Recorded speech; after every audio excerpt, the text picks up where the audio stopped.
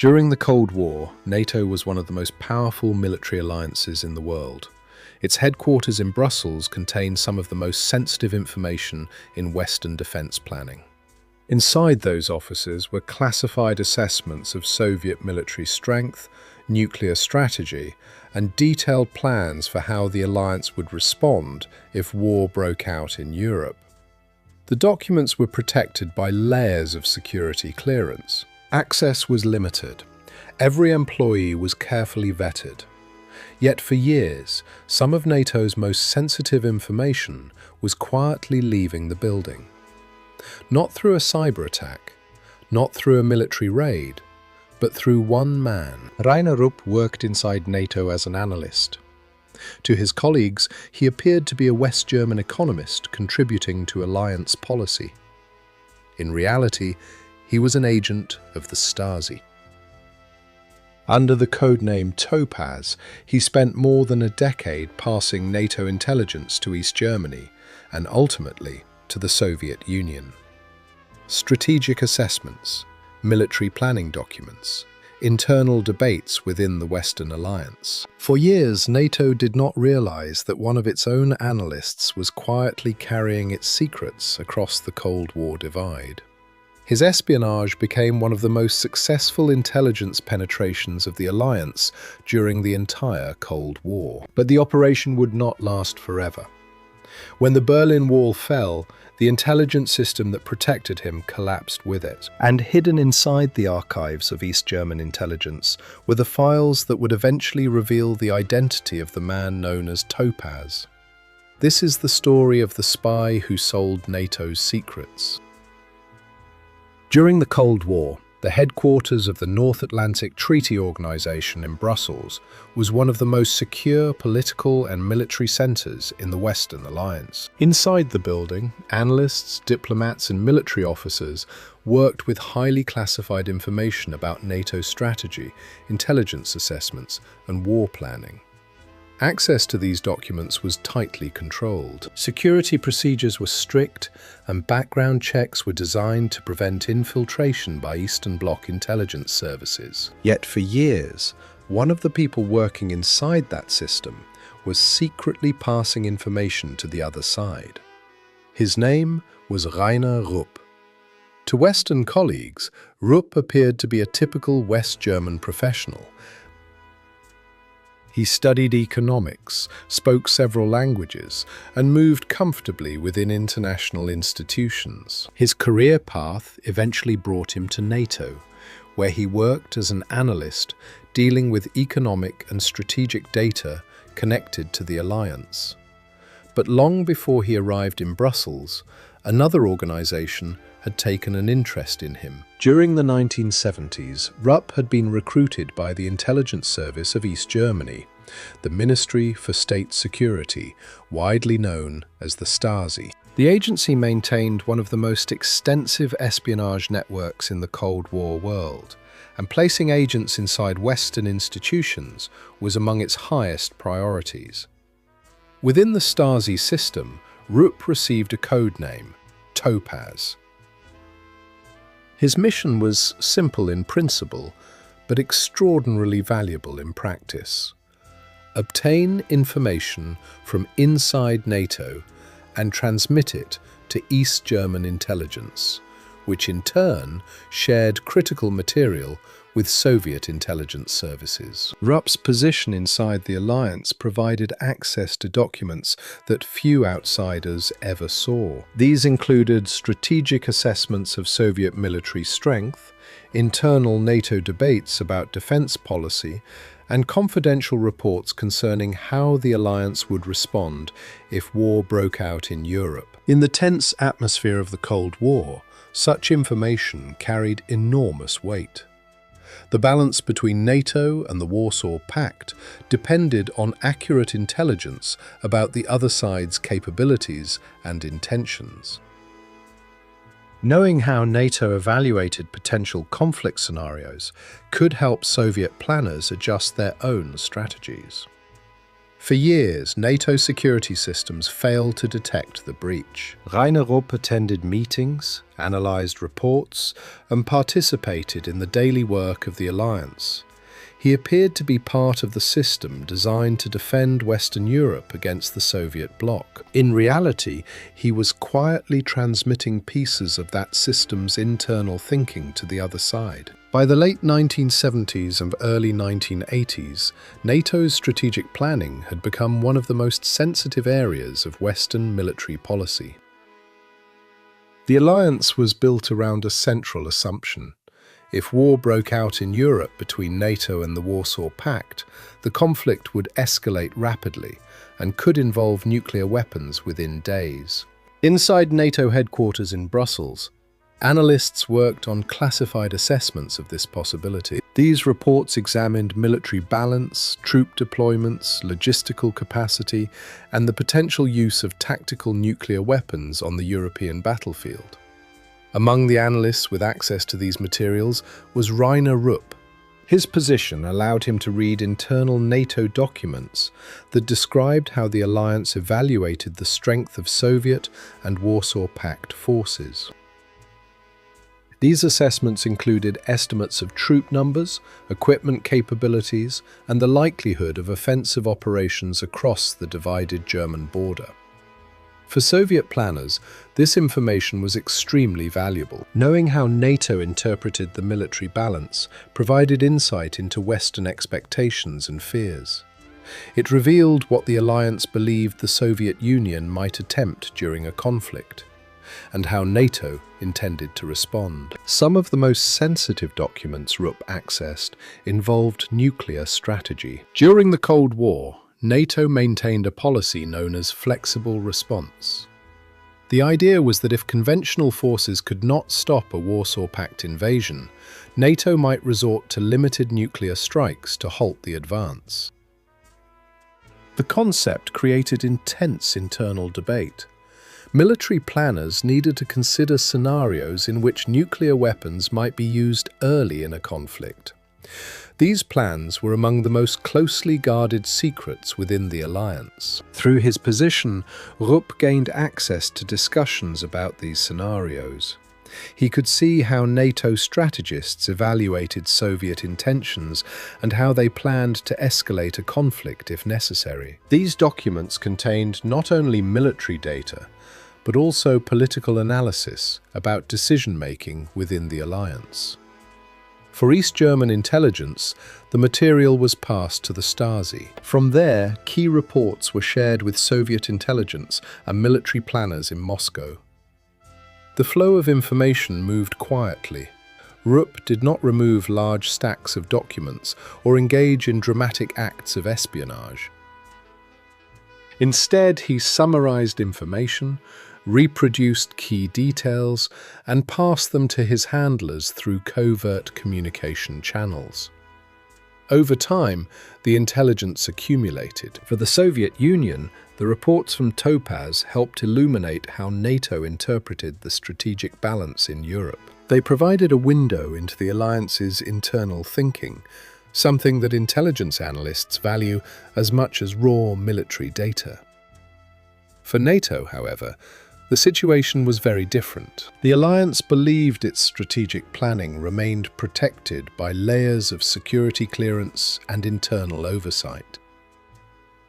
But for years, one of the people helping analyze those plans was quietly passing them to the other side of the Cold War divide. Behind the information flowing out of NATO stood one of the most extensive intelligence services in the Eastern Bloc. The Ministry for State Security of East Germany, known simply as the Stasi, operated a vast surveillance and espionage network during the Cold War. Its structure combined internal political control with foreign intelligence operations targeting Western governments and institutions.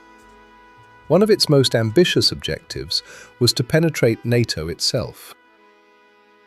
Agents placed inside Western political and military organizations could provide information that would otherwise be impossible to obtain. These individuals were known inside the Stasi system as unofficial collaborators, carefully managed by intelligence officers responsible for maintaining contact, receiving reports, and protecting the secrecy of the operation. Among the most valuable of these sources was Rainer Rupp. Within Stasi files, he operated under the codename Topaz. Maintaining communication with an agent working inside NATO required careful discipline. Direct contact was limited and tightly controlled. Meetings between Rupp and his handlers were arranged in ways designed to avoid surveillance by Western counterintelligence services. Sometimes the exchange of information occurred during carefully planned encounters.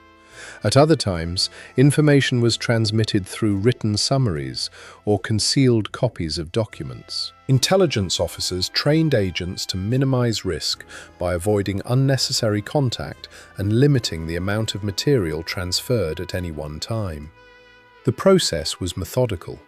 Rupp analyzed NATO documents as part of his normal professional duties.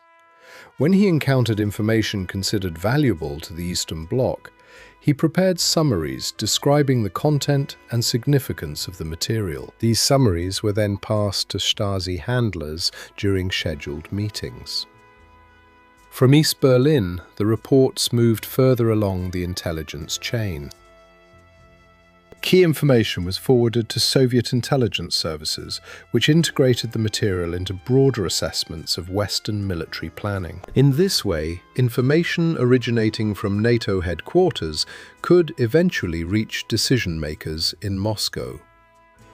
The Cold War intelligence system functioned as a network. Local agents collected fragments of information. Regional intelligence services evaluated and organized the material. Strategic conclusions were drawn far from the original source. For the Stasi, Rainer Rupp became one of the most productive Western-based agents of the period. His access inside NATO provided insight not only into military planning, but also into internal debates within the alliance. Documents describing how Western governments evaluated Soviet military strength were particularly valuable. Understanding how the opponent interpreted the strategic balance could influence political decisions and military planning on the other side of the Iron Curtain. For years, the arrangement remained hidden. Rupp continued working inside NATO, participating in the daily routines of the organization. Meetings, briefings, and internal reports passed through the same secure channels designed to protect them. But among those who read the documents was an analyst who quietly carried their contents beyond NATO headquarters. For more than a decade, the intelligence provided by Rainer Rupp moved quietly through the channels of East German intelligence. Inside NATO headquarters in Brussels, his career progressed normally. He attended meetings, analyzed reports, and handled documents related to economic and strategic issues within the alliance. To colleagues and supervisors, he appeared to be a capable analyst, working inside a complex international organization. But the system that protected his secret was beginning to weaken. By the late 1980s, the political structure of Eastern Europe was entering a period of rapid change. Economic stagnation, political pressure, and growing public protest began destabilizing communist governments across the region. In East Germany, the authority of the ruling party started to erode. Public demonstrations expanded in cities such as Leipzig and Berlin. Citizens demanded political reform, freedom of movement, and an end to the rigid control exercised by the state security apparatus. The Stasi, which had spent decades monitoring the population and maintaining extensive surveillance networks, found itself facing a situation it had not been designed to handle: mass political mobilization against the state itself. Then, in November 1989, one of the defining events of the Cold War occurred. The Berlin Wall fell. The barrier that had divided East and West Berlin for nearly 3 decades was suddenly opened. Crowds gathered along the checkpoints, and within hours the physical and symbolic separation between the two sides of the city began to collapse. For intelligence agencies, the consequences were immediate. The institutions that had managed espionage operations in the Eastern Bloc were thrown into disarray. Government authority weakened rapidly, and control over intelligence archives began to slip. Inside East Germany, citizens and activists realized that the Stasi headquarters contained enormous collections of secret documents. These files documented surveillance operations, informant networks, and foreign intelligence activities conducted during the Cold War. In several cities, protesters entered Stasi buildings and demanded that the archives be preserved rather than destroyed. There was widespread fear that intelligence officers might attempt to eliminate records that revealed the scale of the organization's activities.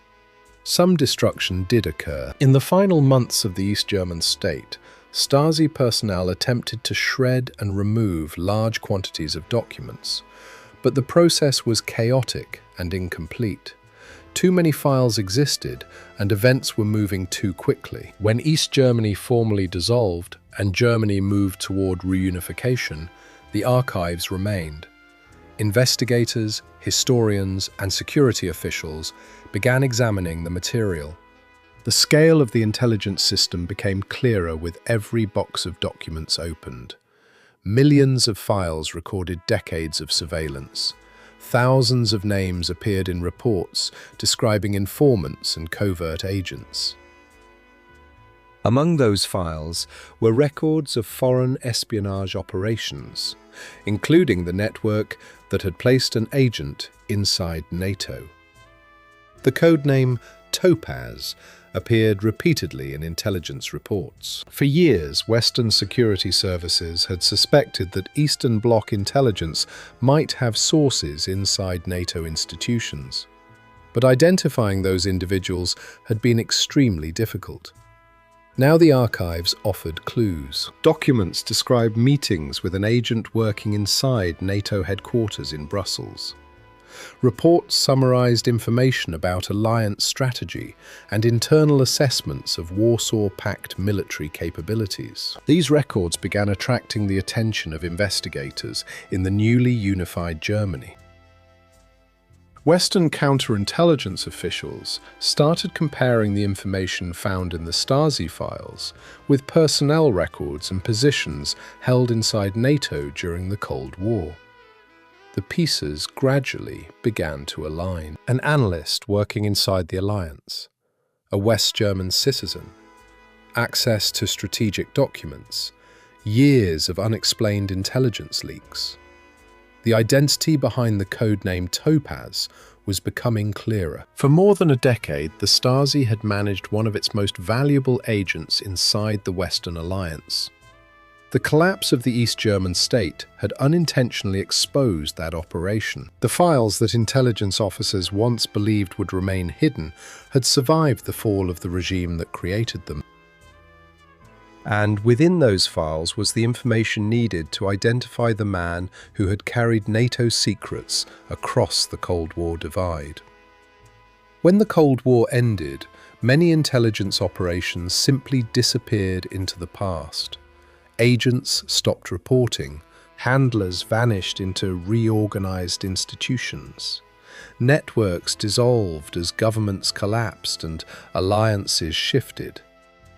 But some operations left behind evidence. Inside the archives of the former East German intelligence service, the Stasi, investigators began uncovering records that described espionage networks operating in Western Europe during the Cold War. Among those records were detailed reports written by a source known as Topaz. For years, these reports had traveled quietly through the intelligence system of East Germany.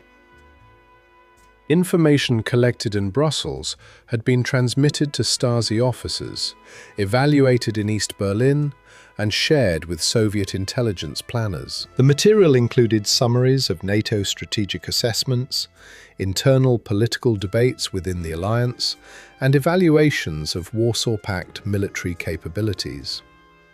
During the Cold War, such information was extremely valuable. Understanding how NATO interpreted the military balance in Europe could influence Soviet planning and diplomatic strategy. Intelligence analysts often value insight into an opponent's thinking as much as data about weapons or troop numbers. For Western security services, however, the discovery of these files raised an urgent question. Who was Topaz? The answer required careful investigation. After German reunification, security officials began examining thousands of Stasi documents related to foreign intelligence operations. Each file contained fragments of information: dates, locations of meetings, operational notes written by handlers, and summaries of the intelligence the agent had provided. Piece by piece, investigators began reconstructing the network. The reports described an agent working inside NATO headquarters in Brussels. He had access to internal documents. He attended strategic meetings. He provided analysis related to military planning and alliance policy. Most importantly, the reports indicated that the agent was a West German citizen. These details allowed investigators to narrow their search. Personnel records from NATO offices were examined. Background information on employees with access to classified material was reviewed. Patterns described in the Stasi documents were compared with the careers of individuals who had worked inside the alliance during the relevant period. Gradually, one name began to stand out: Rainer Rupp. Rupp had worked inside NATO's Economic Directorate for years. His position gave him access to strategic documents discussing military balance and alliance planning. The timeline of his career matched the years during which Topaz had been active. Investigators also found operational details in the Stasi files that corresponded with his movements and assignments. The evidence accumulated. In 1993, German authorities arrested Rainer Rupp. The arrest marked the end of one of the most successful intelligence penetrations of NATO during the Cold War. During the investigation and subsequent trial, the scale of the information he had provided became clearer. Over more than a decade, Rupp had transmitted numerous reports describing internal NATO assessments and strategic discussions. Some of the most sensitive material involved military planning scenarios and alliance evaluations of Warsaw Pact capabilities. From the perspective of East German intelligence, and by extension the Soviet Union, this information offered a rare window into the strategic thinking of the Western Alliance. Rupp was tried in Germany and eventually convicted of espionage. His sentence reflected the seriousness of the breach, but by the time the trial concluded, the geopolitical world in which his espionage had taken place had already disappeared. The Cold War had ended, the Warsaw Pact had dissolved, the Soviet Union itself would soon collapse. The secrets he had transmitted were once among the most valuable intelligence assets in Europe. Yet by the early 1990s, the strategic confrontation that had given those secrets meaning was fading into history. Still, the case left important lessons. For NATO and Western intelligence services, it demonstrated that even highly secure institutions could be penetrated by a determined and patient agent. Security clearances, background checks, and internal controls had failed to detect the breach for years. The vulnerability was not technical, it was human.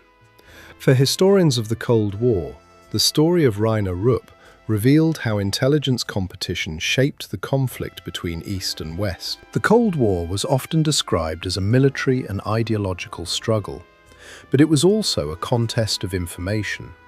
Each side sought to understand the intentions, capabilities, and fears of the other. In that contest, agents like Topaz played a quiet but significant role. They did not command armies. They did not sign treaties. They moved information across invisible boundaries. The intelligence passed by Rupp did not start a war, but it helped shape how the opposing sides understood each other's strategies during one of the most dangerous periods of modern history. The man who had sold NATO's secrets spent years inside the very system designed to prevent such breaches. His colleagues saw an analyst working on alliance policy. The Stasi saw one of their most valuable sources. And for more than a decade, the Cold War balance included information that had quietly crossed from one side of the divide to the other. The Cold War was often described as a confrontation between armies, missiles, and nuclear arsenals. But much of the conflict unfolded in quieter places. Inside offices, inside archives, inside intelligence reports read by only a handful of officials. The struggle between East and West was also a struggle for information. Each side tried to understand the intentions and plans of the other. Sometimes that understanding came through satellites, surveillance, or intercepted communications. Sometimes it came through people, agents who lived double lives inside the institutions of their adversaries. Rainer Rupp was one of those people. For years, he sat inside NATO headquarters, reading documents that described how the Western Alliance viewed the military balance in Europe. And for years, that information traveled quietly across the Iron Curtain. His espionage did not change the outcome of the Cold War, but it revealed how fragile even the most secure systems can be when information depends on human trust.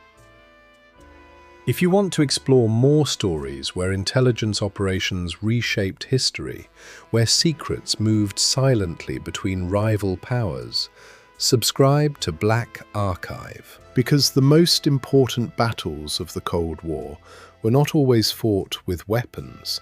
Sometimes they were fought with information.